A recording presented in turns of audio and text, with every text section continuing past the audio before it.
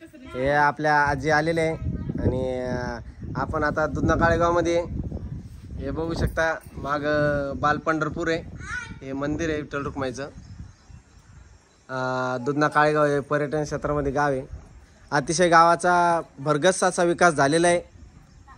आणि ही जागा बघू शकता तुम्ही, इथं एक पेव पडला होता, तेच पेव आता बाजूला पडलेला आहे.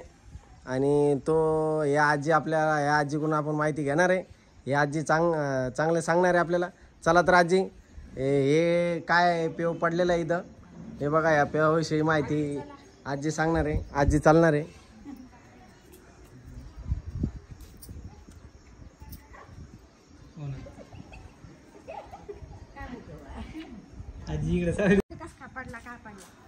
तर मित्रांनो, तुम्ही कधी याला काय म्हणते तुमच्या इकडं, आणि हे कसं रस्त्याच्या मध्येच हे असा मोठा गड्ड पडलेले, याला पेव म्हणतात.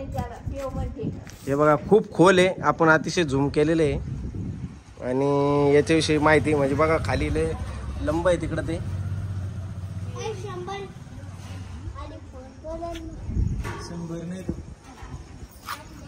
तर आजी आपल्याला माहिती सांगणार आहे. काय आजी आहे, कशाचा प्रकार आहे? पेव पडलेले आहे. हे कशा काय असतं पेव? त्याच्यात ज्वारी टाकी ते कशामुळं खायला. ज्वारी खूप वाजवी, ज्वारी कडबाटाला जाई चौकून, मग त्याच्यात ज्वारी आणि मग त्याच्यात दगड खाजे एवढा एवढा दगड. हा, आणि मग ते माती टाकून बसून टाकी जाते. पुढे पुढे याच्यामध्ये किती ज्वारी बसायची? याच्यात 2-3 खंड्या ज्वारी बसते. खांड्या नाही कळणार आपल्या लोकांना. खांड्या म्हणजे कसं, आता किती गोण्या किती बसायचे? ते बसते 400-500 गोण्या बसल इतका हा बोगदा पडलेला आहे खाली. याला जुन्या काळामध्ये पेव म्हणायचे. आता प्रत्येक ठिकाणी वेगवेगळे म्हणत असाल तर कमेंटच्या माध्यमातून तुम्ही नक्की सांगा की तुमच्या इकडे याला काय म्हणतात. हा रस्ता आहे आणि या रस्त्याच्या मध्येच गड्ड पडलेले. सुदैवाने कोणतीही हानी झालेली नाहीये.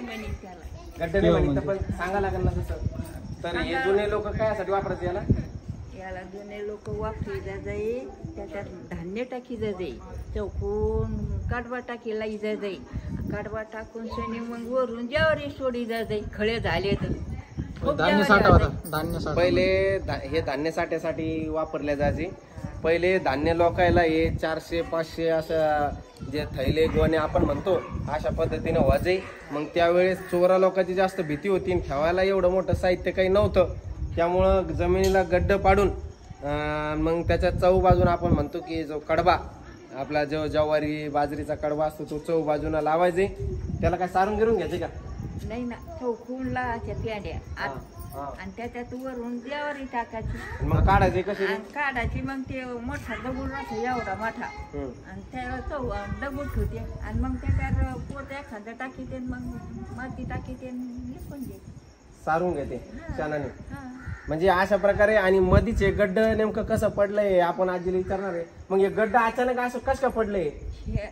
म्हणजे आता हे झालं मोकळं झालं नाही. मोकळं झालं का हे?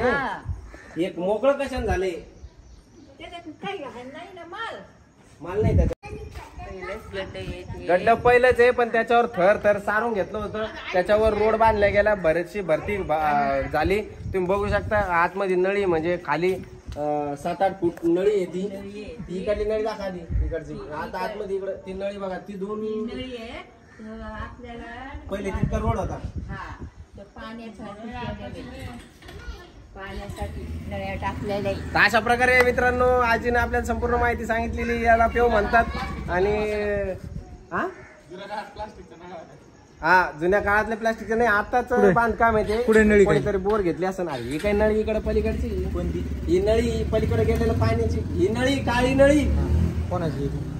ही मंदिराचं पाणी ते तितके होती, म्हणजे तितक्या वर थर बांधला टाकलेली आहे, अशी पाईपलाईन नेलेली आहे पाण्याची.